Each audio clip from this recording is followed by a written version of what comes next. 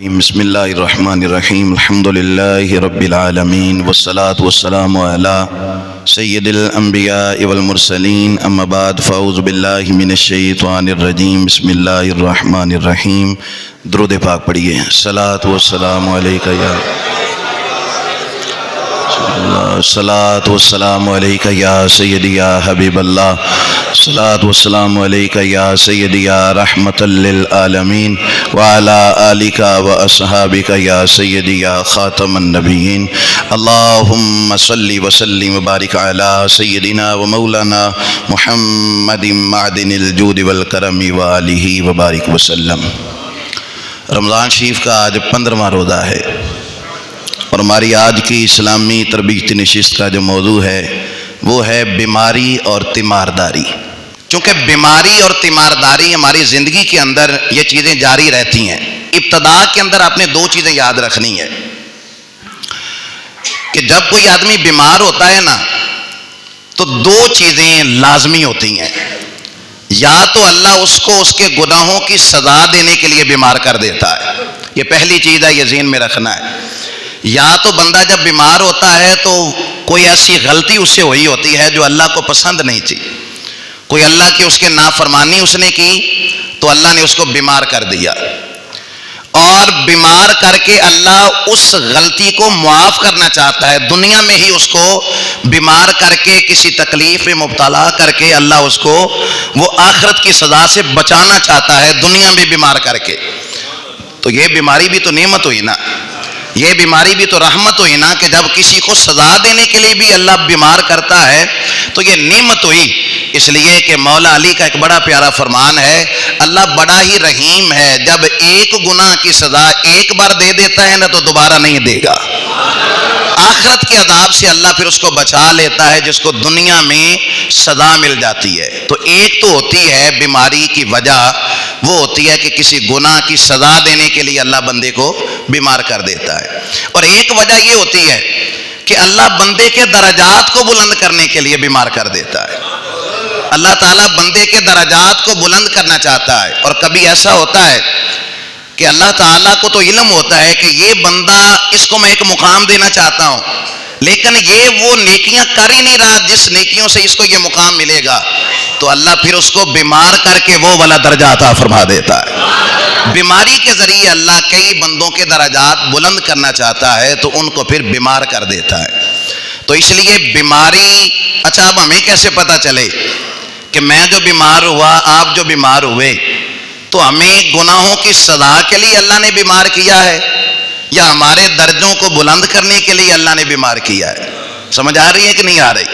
بھائی دو وجہ ہوتی ہیں نا بیمار ہونے کی، یا تو سزا مل رہی ہے کسی گناہ کی، اور یا پھر اللہ درجوں کو بلند کر رہا ہے۔ اب ہمیں کیسے پتہ چلے؟ کیونکہ نبوت تو آقا کریم علیہ السلام پہ مکمل ہو گئی، اب کون ہے جو اللہ کی طرف سے ہمیں بتائے کہ میں جو بیمار ہوا تو یہ مجھے سزا مل رہی ہے یا اللہ میرا امتحان لے رہا ہے یا اللہ میرے درجات کو بلند کرنا چاہتا ہے؟ تو اس حوالے سے بھی ہمارے دین نے، ہمارے محدثین نے ہماری تربیت فرمائی۔ محدثین کرام فرماتے ہیں کہ اگر تو بیمار ہونے کے بعد تو نمازیں ہی چھوڑ بیٹھے، اگر تو بیمار ہونے کے بعد گلے اور شکوے شروع کر دے، اگر تو بیمار ہونے کے بعد یہ کہنا شروع کر دے بیماری تے میرے گھر دا پیچھا ہی نہیں چھڑ رہی، اگر تو یہ کہنا شروع کر دے کہ پتہ نہیں بیماری نے میرے نال کوئی کام ہی اسنو، یہ جا ہی نہیں رہی، یہ پیچھا ہی نہیں چھوڑ رہی، اگر آپ گلے شکوے شروع کر دیں، نمازیں چھوٹ جائیں، روزے چھوٹ جائیں اور ذکر بند ہو جائے، اللہ اللہ تو بھول جائے، تو پھر سمجھ لے یہ کوئی گناہ ہوا تھا جس کی تجھے بیمار کر کے اللہ سزا دے رہا ہے۔ لیکن اگر بیمار ہونے کے بعد تیری نمازیں بڑھ جائیں، بیمار ہونے کے بعد تیرا ذکر اور زیادہ ہو جائے، بیمار ہونے کے بعد تو اللہ کا اور زیادہ شکر ادا کرنا شروع کر دے، تو پھر سمجھ لے بیماری سزا دینے کے لیے نہیں آئی، بیماری تو تیرے درجے بلند کرنے کے لیے آئی ہے۔ اگر بیماری آنے کے بعد گلے شکوے شروع ہو جائیں، گلے شکوے کرنے سے بیماری چلی جائے گی؟ صبر کرنا ہے، حضور کا فرمان ہے بیماری آئی ہے تو صبر کرنا ہے، اور تیرا دل اگر پہلے سے زیادہ اللہ کی طرف متوجہ ہو گیا ہے تو پھر سمجھ لے یہ تیرا امتحان لینے کے لیے آئی ہے، یہ تیری آزمائش کے لیے آئی ہے، یہ تیرے درجوں کو بلند کرنے کے لیے آئی ہے۔ حضرت ایوب علیہ السلام 18 سال تک بیمار رہے، کتنے سال؟ اب اللہ کا نبی ہے، معاذ اللہ ایک لمحے کے لیے بھی سوچیں گے نا کہ اللہ نے یہ کسی وجہ سے ان کو بیمار، اللہ مزید ان کے درجات کو بلند کرنا چاہتا ہے۔ اب انداز دیکھیے، 18 سال کے بعد جب اللہ نے صحت دی تو ایک دن زوجہ کہنے لگی، پیارے اللہ کے پیارے نبی، وہ بیماری ٹھیک سی یا تندرستی ٹھیک ہے؟ وہ بیماری ٹھیک تھی یا یہ صحت ٹھیک ہے؟ اب سنیے اللہ کے نبی کا فرمان۔ حضرت ایوب علیہ السلام فرمانے لگے بیماری ٹھیک سی، بیماری ٹھیک تھی۔ متعجب ہوئیں کہ سارے لوگ صحت مانگتے ہیں اور آپ فرما رہے ہیں کہ وہ بیماری ٹھیک تھی۔ فرمانے لگے میں اس لیے کہہ رہا ہوں کہ جب میں بیمار ہوتا تھا نا تو 24 گھنٹے میں 2 دفعہ اللہ میرا حال پوچھتا تھا اور فرماتا تھا ایوب سنا تیرا کی حال ہے؟ آندے سن 12 گھنٹے تے ایسے چس وچ گزر جاندے سی کہ میرے رب نے میرا حال پوچھیا ہے۔ اور خدا بندے سے خود پوچھے بتا تیری رضا کے، آندے نے 12 گھنٹے ایسی لذت میں گزر جاتے کہ میرے رب نے میرا حال پوچھا اور اگلے 12 گھنٹے انتظار میں گزر جاتے کہ اب دوبارہ اللہ میرا حال پوچھے گا۔ 24 گھنٹے میں وہ 2 دفعہ میرا حال پوچھتا تھا۔ تو بیماری بڑی اچھی ہوتی ہے اگر اس کو سمجھ لیا جائے کہ ہو سکتا ہے یہ اللہ کی طرف سے میرے کو درجے بلند کرنے کے لیے آئی ہو۔ اور سنیے میرے نبی نے فرمایا جس کو صرف 1 دن بخار ہو، 1 دن بخار، 1 دن بخار ہو تو 80 سال کے گناہ اللہ معاف فرما دیتا ہے۔ کتنے سال کے؟ 80 سال کے۔ یہ کئی لوگ ہوتے ہیں نا کہ جب آخری وقت آ جاتا ہے تو بیمار ہو جاتے ہیں، پھر کئی عرصے تک بیچارے چارپائی پہ رہتے ہیں، اسی بیماری میں پھر اللہ کو پیارے ہو جاتے ہیں۔ تو کئی لوگ پھر کہنے لگ جاتے ہیں بڑی بھیڑی موت مرے ہے، معاذ اللہ اس طرح کے جملے کہتے ہیں۔ بھائی بری موت نہیں مرا، اس لیے کہ وہ بیماری میں گیا ہے تو گناہوں سے پاک صاف ہو کر اللہ کی بارگاہ میں گیا ہے۔ جو بیمار ہوتا ہے جس کو 1 دن کا بخار ہوا، 1 دن کا، تو کیا فرمایا اللہ کریم اس 1 دن کی بخار کی وجہ سے اس کے 80 سال کے گناہ معاف فرما دیتا ہے۔ اور اگلی بات آپ سنیں گے تو اور آپ معزوز ہوں گے۔ صائب نام کی ایک خاتون تھی، صائب، بوڑھی خاتون تھی، نبی کریم علیہ السلام سے بڑی محبت کرتی تھی۔ کئی دنوں سے نا وہ نظر نہیں آ رہی تھی مدینہ شریف کے اندر۔ معمولی کی آواز گھٹاؤ، معمولی دے۔ کئی دنوں سے نظر نہیں آ رہی تھی تو نبی کریم علیہ السلام نے صحابہ سے پوچھا کہ وہ صائب نظر نہیں آتی؟ کہا یا رسول اللہ پتہ کرتے ہیں۔ پتہ کیا؟ حضرت ابو ہریرہ کہتے ہیں جب میں نے پتہ کیا تو معلوم ہوا کہ وہ بیمار ہے، کچھ دنوں سے وہ بیمار ہے۔ کہتے میں نے واپس آ کے عرض کی یا رسول اللہ کہ وہ بیمار ہے۔ حضور فرمایا چلو اٹھو جا کے وہ پتہ کریے، اس کی تیمارداری کرتے ہیں۔ اور یاد رکھیے گا حدیث بھول نہ جائے بعد میں، کیونکہ میں نے اس حدیث کو لکھ کے لایا اور یاد رکھا کہ یہ حدیث تو ہر صورت کرنی ہے۔ حضور فرماتے ہیں چلو جا کر اس کی تیمارداری کرتے ہیں۔ کریم محبوب فرماتے ہیں تو بیمار کی تیمارداری کے لیے اگر صبح کو چلا، صبح کے وقت گھر سے نکلا کسی بیمار کا پتہ کرنے کے لیے، فرمایا شام تک اللہ کے 70,000 فرشتے تیرے لیے دعائیں مغفرت کرتے ہیں۔ اور اگر تو شام کو نکلا کسی بیمار کی تیمارداری کرنے کے لیے، فرمایا صبح تک 70,000 فرشتے تیرے لیے دعائیں مغفرت کرتے ہیں۔ حضور فرمایا چلو جا کر صائب کا پتہ کرتے ہیں۔ حضرت ابو بکر صدیق کہتے ہیں یا رسول اللہ سفر کافی ہے، مدینے دی اس نکر تے اس دا گھر ہے، تو حضور کسی سواری کا انتظام کرتے ہیں، کسی جانور کا؟ فرمایا نہیں پیدل چلیں گے، یعنی انداز امت کو بھی تو بتانا تھا نا۔ فرمایا پیدل چلتے ہیں، پیدل سفر کیا، گھر پہنچے۔ فرمایا صائب سنا تیرا کی حال ہے؟ اب ان کے جملے سننا اور پھر حضور کا آگے سے جواب سننا۔ کہنے لگے یا رسول اللہ اس بخار دا اللہ بھلا نہ کرے، اے تے میری جان ہی نہیں پہ چڑھدا، اس بخار میں کوئی خیر نہ ہو، خدا اس کا بھلا نہ کرے، یہ تو جان ہی نہیں چھوڑ رہا، میرے گھر سے جا ہی نہیں رہا۔ کریم محبوب نے فرمایا صائب بخار کو برا نہ کہو، یہ جب آتا ہے تو جسم کے سارے گناہ لے جاتا ہے۔ بیماری کو بخار کو برا نہ کہو، جب یہ بیماری آتی ہے، جب یہ بخار۔ اچھا محدثین نے یہاں پہ پتہ کیا لکھا؟ کسی کے سر میں درد ہے نا تو سر کے گناہ معاف ہوتے ہیں، کسی کی آنکھ میں درد ہے، بیماری ہے، تو آنکھ کے گناہ معاف ہو گئے، کسی کے کان میں درد ہے، داڑھ میں درد ہے، تو اس چیز کے گناہ معاف ہو گئے۔ فرمایا جدو بخار ہوندہ ہے نا تو پورے جسم نو ہوندہ ہے، جب بخار ہوتا ہے تو پورے جسم پہ اس کا اثر ہوتا ہے. فرمایا سر میں درد تھی تو سر کے گناہ معاف, کان میں درد تو کان کے گناہ معاف, اور فرمایا داڑھ میں درد ہے تو دانتوں کے گناہ معاف.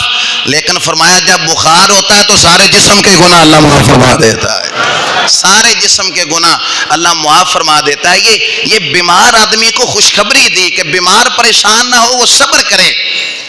اچھا, کریم محبوب نے فرمایا جب تم جاؤ نا بیمار کی تیمارداری کے لیے, اس کا حال پوچھنے کے لیے, تو کریم محبوب نے فرمایا وہاں جا کر اگر تم 7 دفعہ یہ دعا پڑھو. اب یہ دعا نبی پاک فرما رہے ہیں تعلیم, بیمار کے پاس جاؤ اور جا کر اس کے پاس 7 دفعہ یہ دعا پڑھو, اسأل اللہ العظیم رب العرش العظیم ان یشفیک, میں اللہ سے سوال کرتا ہوں کس اللہ سے جو عظیم ہے, جو رب العرش العظیم, جو عرش عظیم کا رب ہے, ان یشفیک, کہ اللہ تجھے شفا دے. میں اللہ سے سوال کرتا ہوں جو عرش عظیم کا رب ہے کہ وہ تجھے شفا دے. اسأل اللہ العظیم رب العرش العظیم ان یشفیک, 7 دفعہ یہ دعا پڑھنی ہے.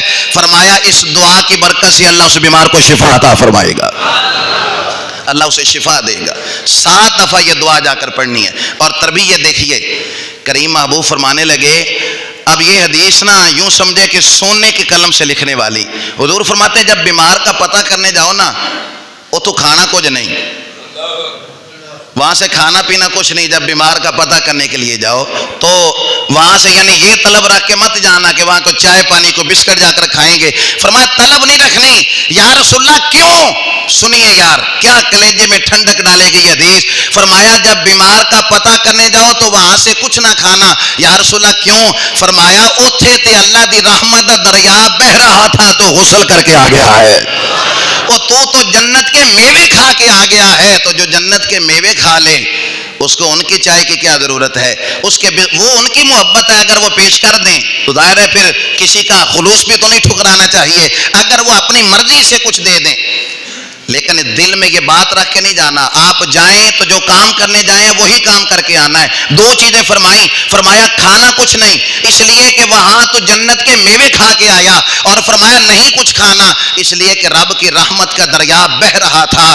یہ بیمار کا پتہ کرنے جو گیا یہ تو اس میں غسل کر کے آ گیا ہے, یہ تو اللہ کے اس رحمت کے دریا میں سے نہا کے آ گیا ہے. اس لیے ذہن میں یہ بات رکھنا, حضور نے ہماری تربیت کی. فرمایا کھانا کچھ نہیں. اچھا آج نا بیچارے جن کا مریض ہوتا ہے نا وہ زیادہ پریشان آج کل ہیں. یہ تیمارداریاں, یہ مریض کا حال پوچھنا, یہ آج کل نقصان دینے لگا ہے. کیوں؟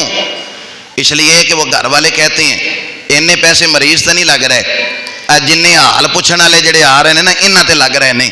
اس لیے کہ ہم اگر یہ انداز بنا لیں گے تو ایسا نہ ہو کہ یہ والی فضیلتیں ختم ہو جائیں اور لوگ پھر اسی کام کے بہانے اس طرح کے معاملات میں لگ جائیں. خدا را کبھی بھی ایسا نہ کرنا. اور ہماری دین نے ہماری یہ تربیت کی, آپ نے وہاں سے کھانا کچھ نہیں, ہاں لے جانے میں کوئی حرج نہیں ہے. آپ کوئی ایسی چیز, آپ فروٹ وغیرہ لے کر جائیں جس بھی آپ بیمار کا پتہ کرنے جا رہے ہیں. آپ کوئی ایسی چیز, ہمارے یہاں تو یہ لوکل علاقوں کے اندر جب کسی بیمار کا پتہ کرنے جاتے ہیں نا تو اس کی مٹھی میں کچھ نہ کچھ تھما کے آتے ہیں.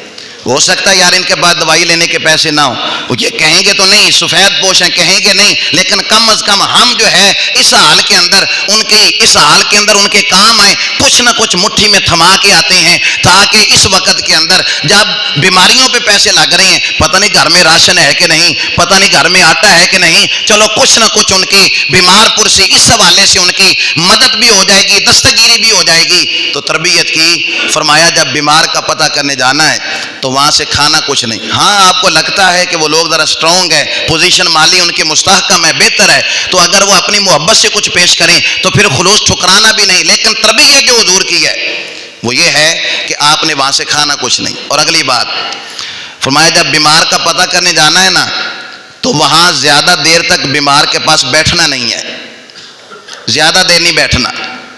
اس لیے کہ بیمار ہے وہ تھوڑی دیر کے لیے تو اٹھا ہے, بیٹھا ہے, 2-4 باتیں کرے گا, پھر طبیعت ایسی ہے, پھر وہ لیٹے گا, آرام کرے گا. لیکن وہاں جا کر بیٹھ جانا حضور منع فرمایا. فرمایا بیمار کے پاس زیادہ نہیں بیٹھنا.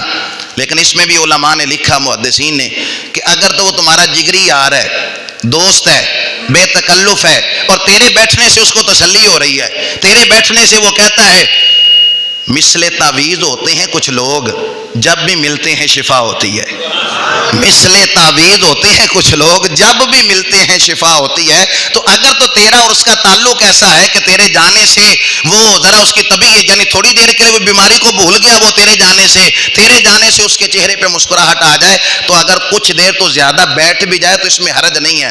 لیکن جس کا تعلق اتنا زیادہ نہیں ہے، ایک مسلمان ہونے کی حیثیت سے فضیلتیں سن کر وہ بیمار کا پتہ کرنے چلا گیا، کیونکہ اتنی شناسائی نہیں ہے نا، اتنا یارانہ ہے نہیں، زیادہ بے تکلفی ہے نہیں، تو اس کو کہا کہ زیادہ دیر تک وہاں مت بیٹھنا، مریض کو اس سے تکلیف ہوتی ہے۔ عبداللہ بن مبارک کے بارے میں لکھا ہے، بیمار ہو گئے نا تو ایک نوجوان آپ کا پتہ کرنے گیا جس کی شناسائی اتنی زیادہ نہیں تھی، وہ اب اس نے دھرنا دے دیا، وہاں پہ بیٹھا ہے وہ۔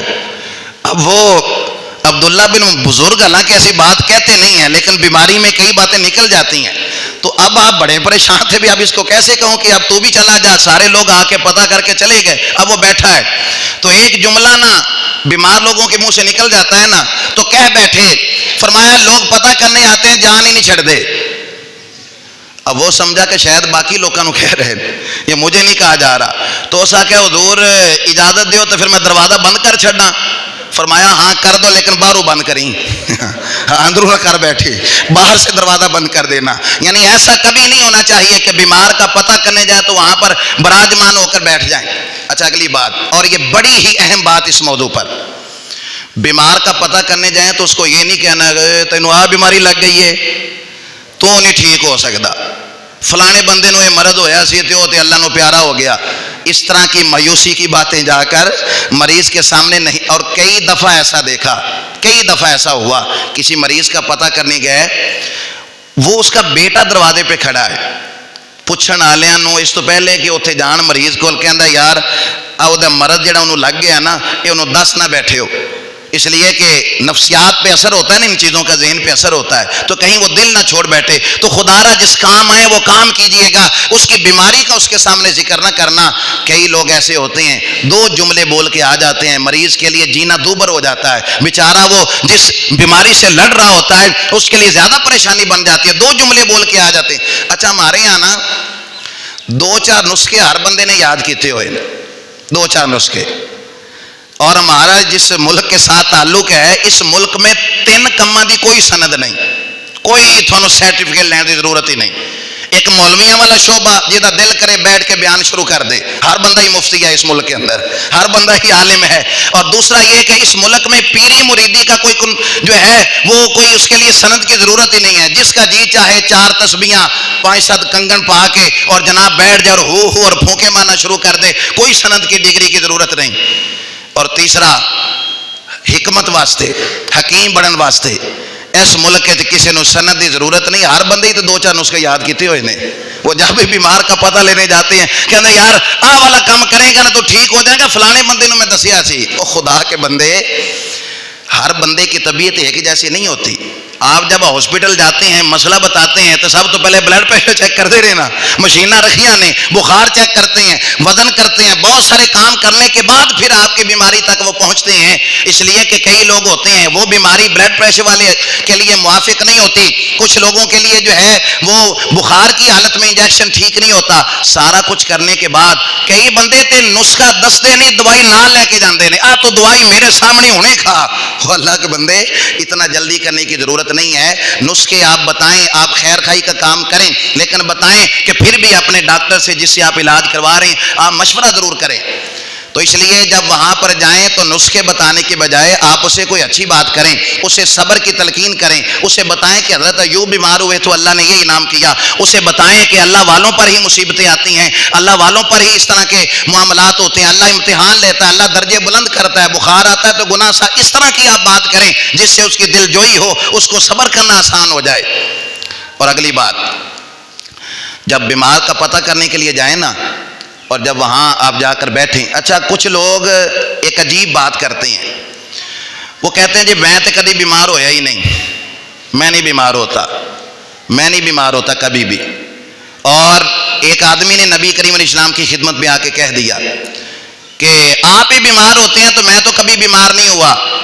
نبی کریم علیہ السلام ناراض ہوئے اس بات پر، فرمایا اٹھ کے چلا جا ہمارے پاس، اس لیے کہ جو کبھی بیمار نہیں ہوا اللہ اس سے ناراض ہوتا ہے، اللہ اس پہ ناراض ہوتا ہے جو جس پر کبھی پریشانی نہیں آئی، کبھی مصیبت میں مبتلا نہ ہوا۔ 500 سال تک فرعون اپنے آپ نے رب آخیا سی، ایک باری سر چ درد نہیں سی ہوئی،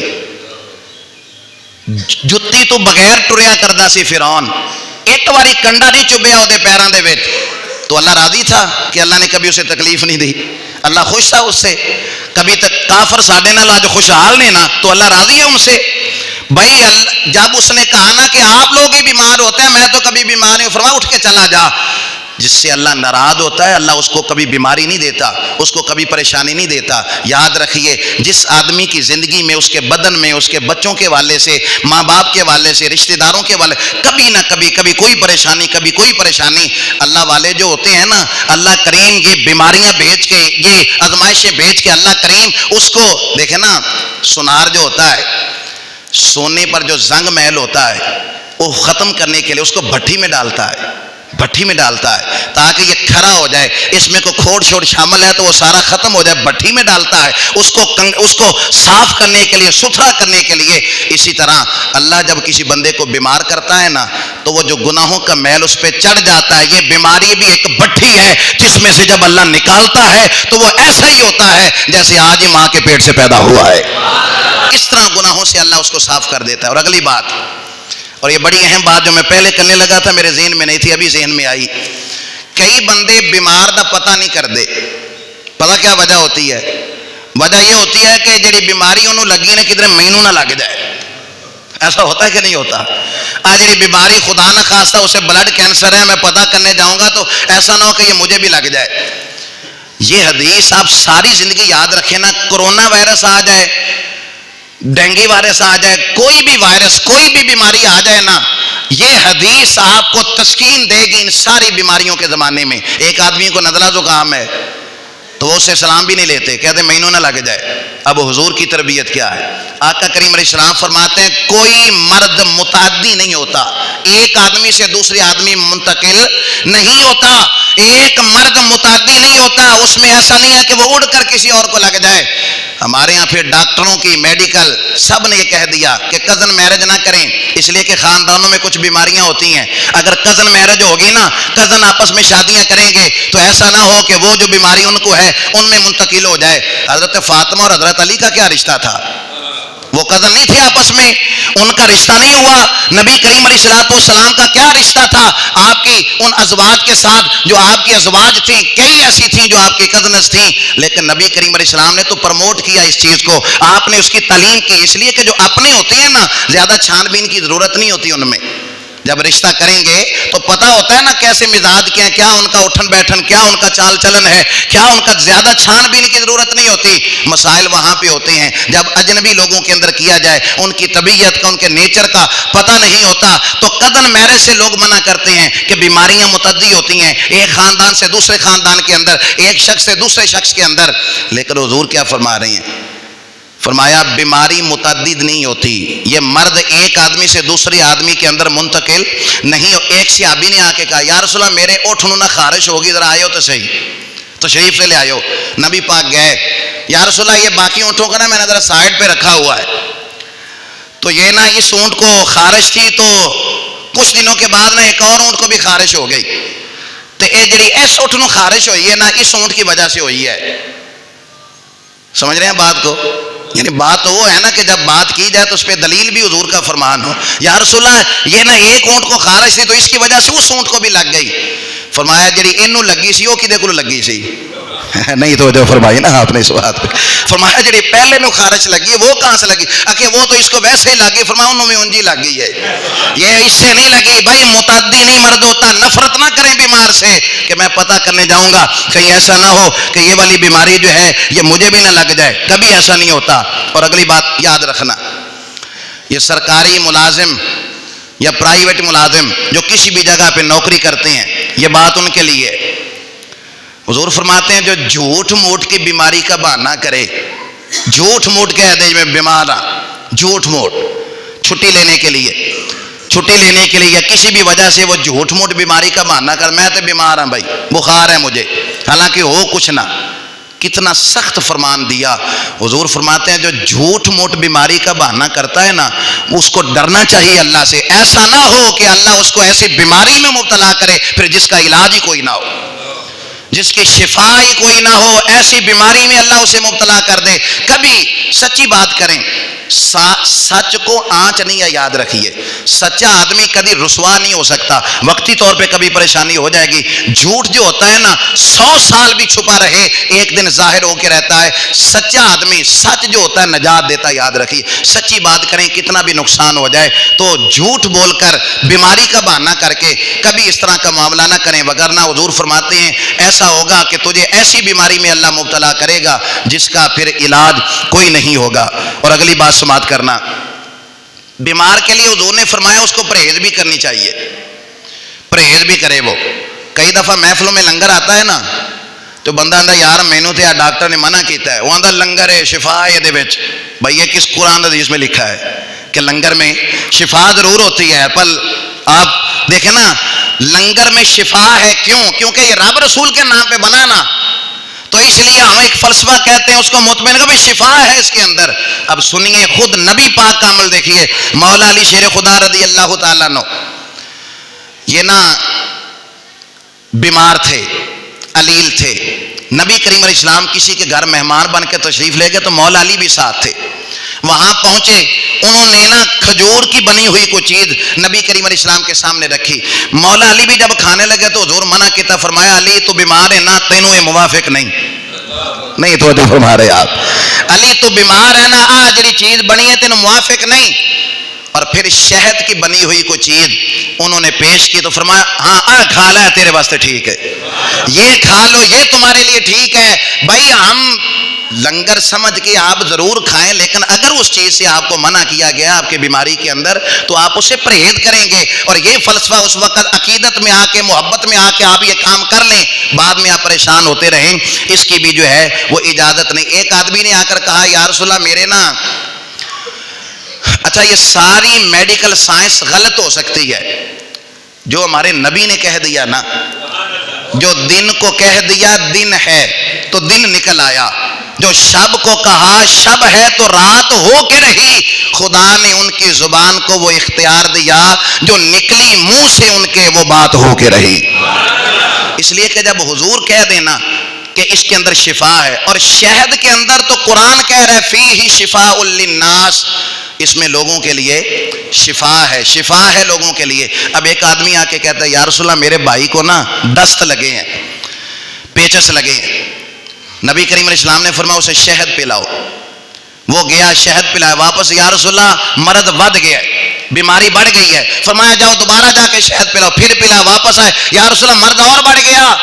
حضور فرمایا جاؤ دوبارہ جا کے پلاؤ. پلایا, رسول اللہ اور بڑھ گیا.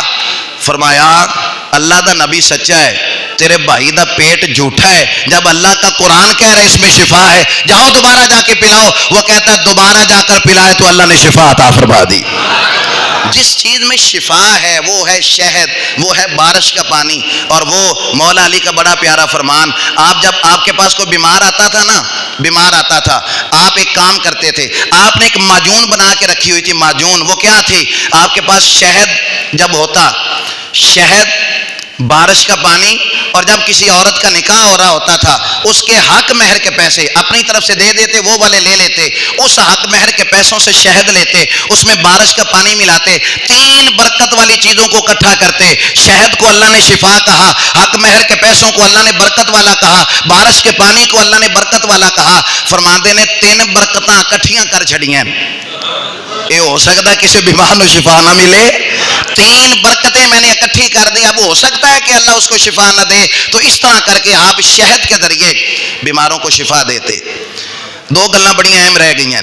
میں کہتا ہوں موضوع کا حق ادا ہونا چاہیے. 2 گلاں بڑی ہی اہم. دیکھیں بڑا خوش نصیب ہے وہ بیٹا, کون, جس نے دیکھا کہ ماں باپ بوڑھے ہو گئے ہیں, ماں باپ بوڑھے ہو گئے ہیں اور بیمار ہو گئے ہیں. ہن یہ موقع ہے اللہ دیا رحمتاں نو اپنی طرف کھچن دا. لیکن اس وقت بچے بوجھ سمجھتے ہیں ماں باپ کو, اور معاذ اللہ کہتے کی مصیبت گل پہ گئی ہے, اور پھر وہ اس کو بوجھ سمجھتے ہیں. لیکن وہ خوش نصیب ہے. اب 3 چیزیں میں عرض کرنے لگا ہوں اس بات پر. تاکہ خلاصہ آپ کے سامنے آ جائے. حضور فرماتے ہیں کہ ماں باپ نہ بھی ہوں، کوئی بوڑھا آدمی ہے، مسلمان ہے، سفید داڑھی والا ہے، حضور فرماتے ہیں سفید داڑھی والے کی عزت کرو، انج سمجھو تس اپنے رب دی عزت کی تھی ہے. جس نے سفید داڑھی والے کی عزت کی وہ ایسا ہی ہے گویا اس نے اپنے رب کی عزت کی. اور دوسرا حضور فرماتے ہیں جب بیمار کا پتہ کرنے جاؤ نا تو بیمار سے دعا کراؤ. بیمار کو کہو میرے لیے دعا کر. حضور فرماتے ہیں بیمار کی دعا کو اللہ قبول فرماتا ہے، کیونکہ بیماری میں انسان رب کے قریب ہو جاتا ہے. کھا پی تو سکتا نہیں جس طرح عام روٹین میں اپنی من پسند چیزیں وہ کھاتا تھا، بیماری روک دیتی ہے نا کہیں، حالانکہ اس کو سب سے میٹھی چیز شہد بھی کھلائے نا وہ بھی اسے کڑوا لگتا ہے، کیونکہ وہ بیماری کے نے اس کے حلق کا جو ذائقہ تھا اس کو ختم کر دیا. فرمایا بیمار سے دعا کراؤ، بیمار کی دعا کو اللہ سنتا ہے. اور تیسرا کیا فرمایا؟ جو ماں باپ کی دعا ہے اس کو اللہ رد نہیں فرماتا. اب تین چیزیں اکٹھی ہو گئی ہیں، باپ سفید داڑھی والا بھی ہے، باپ بیمار بھی ہے، اور باپ دعا بھی کر رہا ہے. تین عظمتیں اکٹھی ہو گئی. تو اب جس نے اس حال میں اپنے ماں باپ کی خدمت کی تو بتائیے ماں باپ جب دعا دے دیں تو میں نے چند دن پہلے بھی کہا تھا کئی ایسے لوگوں کو ہم نے زندگی میں دیکھا جن کو ماں باپ نے کہا تھا پتر تھوڑ نہیں آئے گی، یا اللہ میرے پتر نو اینا دیویں کہ اے کسے دا محتاج نہ رہے، انہوں تھوڑ نہ پوے کسے دی. پھر ہم نے دیکھا کہ اس آدمی کو اللہ نے عروج دیا. کیوں؟ کیونکہ اس نے بڑھاپے میں جا کر ایک تو ماں باپ کی خدمت کی، پھر وہ بیمار تھے، بیمار کی دعا ویسے قبول ہوتی ہے. ہاں ایک حدیث یاد آئی، حضور فرماتے ہیں بیمار سے دعا کراؤ، اس لیے کہ بیمار دعا نہیں کر رہا ہوتا، وہ اللہ کا فرشتہ دعا کر رہا ہوتا ہے. وہ بیمار نہیں دعا کر رہا ہوتا، وہ اللہ کا فرشتہ دعا کر رہا ہوتا ہے. اور آخری لفظ جو میں کہنا چاہتا ہوں، پارہ نمبر 19 میں حضرت ابراہیم علیہ السلام کی ایک دعا ہے، وَإِذَا مَرِضْتُ فَهُوَ يَشْفِينِ، جب میں بیمار ہوتا ہوں نا تو وہ مجھے شفا دیتا ہے. ہسپتالوں کے باہر بھی آیت لکھی ہوتی ہے وَإِذَا مَرِضْتُ فَهُوَ يَشْفِينِ، اور جب میں بیمار ہوتا ہوں. کون بیمار ہوتا ہوں؟ میں. یعنی یہ نہیں کہا کہ جب اللہ بیمار کرتا ہے، بیماری کی نسبت اپنی طرف کی اور شفا کی نسبت عقیدے دا مسئلہ جے ذرا اس نو یاد کر لو تو ڈھیر سارے مسئلے حل ہو جانے نے. جب میں بیمار ہوتا ہوں تو اللہ مجھے شفا، اللہ نو یہ گل انہاں دی ایڈی سونی لگی کہ محمد مصطفیٰ پہ جو کتاب نازل کی اس آیت کا حصہ بنا دیا، اس کو قرآن میں اس آیت کو رکھ دیا. جب میں بیمار ہوتا ہوں تو کون شفا دیتا ہے؟ دوائی کیوں؟ دوائی پھر کس لیے کھاتے ہو؟ شفا تو اللہ دیتا ہے. شفا کون دیتا ہے؟ ڈاکٹر کے پاس کیوں جاتے ہو؟ شفا تو اللہ دیتا ہے. کیوں لینے جاتے ہو؟ کیا کرنے جاتے ہو؟ او بھائی اس لیے کہ یہ حضور کی تعلیم ہے، شفا اللہ ہی دینی ہے پر وسیلہ دوائی نے بن جانا ہے. شفا اللہ نہیں دینی ہے پر وسیلہ ڈاکٹر نے بن جانا ہے. بالکل اسی طرح میرے بھائی پتر کون دینا ہے؟ دیاں کون دینا ہے؟ رزق کون دیتا ہے؟ تے اگر اسی آکھے بھی فلانے پیر کو گیا تو مینوں پتر مل گیا انہاں دی دعا دی برکت نال. شفا اللہ دیندا ہے پر جاندے ہیں نا ڈاکٹر کول، شفا اللہ دیندا ہے پر جاندے ہیں نا دوائی لین واسطے. بھائی اسی طرح پتر اللہ ہی دیندا ہے، رزق اللہ ہی دیندا ہے، پر کدی کسی دی دعا بھی اس نتیجے تے پہنچا دیتی ہے کہ اس کی قسمت میں تو نہیں لکھا، لیکن اللہ فرما رہا ہے جڑا مانگ رہا نا کدی ایدی میں موڑی ہی نہیں. یہ جو مانگ رہا ہے نا اس کے لیے اس کی کبھی میں نے ٹالی نہیں، اس کی کبھی رد نہیں کی. تو بھائی پتر اللہ ہی دیندا ہے پر ولی وچ وسیلہ بن جاندے نے. رزق اللہ ہی دیندا ہے پر کدی کوئی اللہ دا نیک بندہ اس میں وسیلہ بن جاتا ہے. ہمیشہ مدحت خیر الانام میں گزرے، دعا ہے یہ عمر درود و سلام میں گزرے.